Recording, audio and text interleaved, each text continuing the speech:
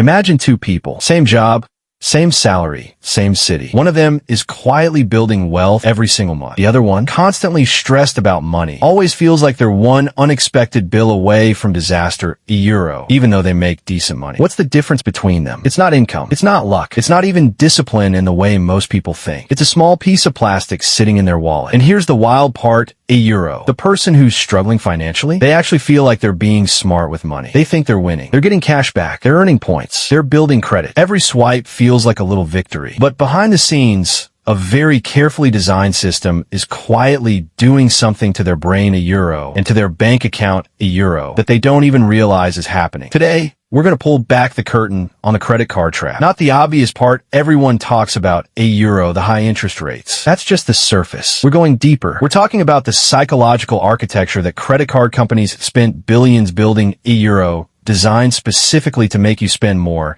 save less, and stay just comfortable enough to keep swiping. Here's the thing most people believe about credit cards. I'm responsible with mine. I pay it off every month. I'm not one of those people. And statistically, a lot of people reading this right now believe exactly that. They feel in control. And that feeling of control is actually part of the trap. Because here's a number that might surprise you. The average American household carries over $6,000 in credit card debt. Not student loans, not a mortgage, just credit cards. And the average interest rate on those cards, somewhere around 20 to 24%. That means if you're carrying $6,000 in credit card debt, and you're only making minimum payments, you could be paying that off for decades, €, and handing the bank 2 or 3 times the original amount by the time you're done. But let's say you do pay yours off every month. You're still not out of the trap, because the trap isn't just about debt. It's about something much sneakier. It's about how credit cards fundamentally change the way your brain processes spending. Let me ask you something. If you're at a restaurant and your meal costs $47, which hurts more, €, handing the waiter 2 $20 bills and a $10, or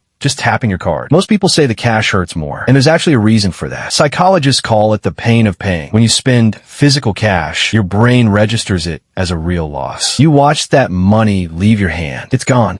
That feeling slows you down. It makes you think twice. But when you swipe a card, there's no loss. Just a tap, a beep, a little receipt. Your brain barely even registers it as spending. It feels almost abstract, like it doesn't fully count. Researchers at MIT and this is a real study, actually ran an experiment where they auctioned off tickets to sold-out events. One group paid with cash, the other with credit. The credit card group consistently bid twice as much as the cash group. Same people, same event, double the willingness to spend. Credit card companies didn't discover this by accident. They engineered for it. Think about the design of your card. It doesn't say this is money. It says your name. It has a sleek color, maybe a shiny metal finish. Some cards are literally made of titanium. You don't feel like you're spending well. You feel like you're wielding it. And then there are the rewards. Oh, the rewards. This is where it gets really clever. Cashback, points, miles, travel rewards. The entire reward system is designed to flip your psychology from I'm spending money to I'm earning something. Every purchase becomes a little win. You're not losing $80 on groceries, €. You're earning 80 points. You're getting 2% back. You're one step closer to that free flight. But here's the math that the rewards brochure doesn't show you. For every $1 in reward a credit card company gives out,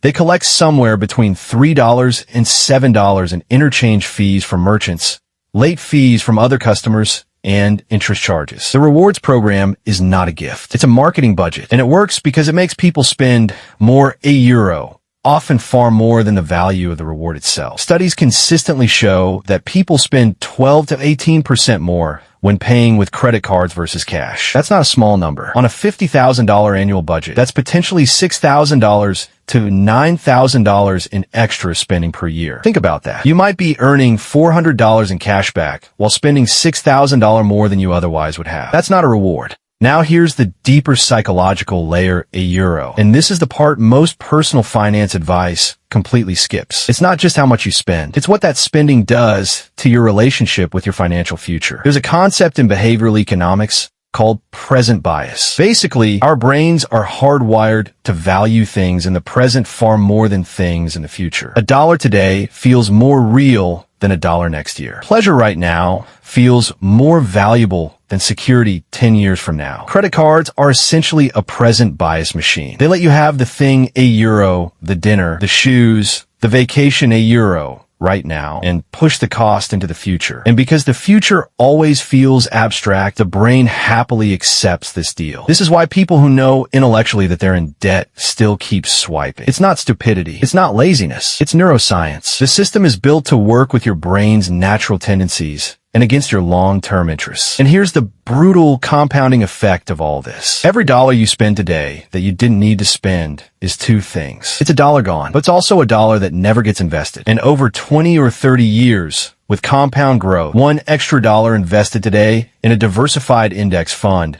might be worth $7, $8, even $10 by retirement. So that $200 impulse purchase on your credit card at 2 a.m., in a universe where you'd invested that money instead, you didn't just lose $200. You potentially lost $1,400 in future wealth. The credit card didn't just take your money. It stole your compounding. The people who build wealth quietly, they figured something out. They treat their spending decisions not just as, can I afford this, but as, what am I giving up by buying this? They think in opportunity costs. And credit cards make opportunity cost completely invisible. So what do you actually do with this? I'm not here to tell you to cut up every credit card and live on cash forever. That's not realistic for most people.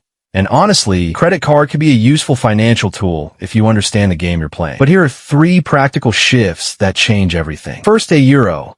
Treat your credit card like a debit card. Before you swipe, ask yourself, do I have this money sitting in my checking account right now? If the answer is no, you're not really buying that thing. The bank is buying it, and you're going to buy it from the bank later, a euro, at 20% interest. The credit card should be a payment method, not a borrowing tool. Second, a euro. Audit the reward math honestly. Pull up last year's credit card statements. Add up every dollar you spent. Then look at your total rewards earned. If your rewards are less than 2% of your total spending, and your spending went up when you got the card, the math is probably not in your favor. Don't let a $300 travel credit justify $4,000 in extra spending. The wealthy don't just earn more. They leak less. And then they redirect what they save into assets that compound for them while they sleep. Let's come back to those 2 people we started with. Same salary, same city, very different financial outcomes. The difference isn't that one of them has more willpower. It's that one of them understands the system, a euro, and the other one is being played by it. Credit cards are one of the most sophisticated financial products ever designed. Thousands of psychologists, behavioral scientists, and data analysts have spent decades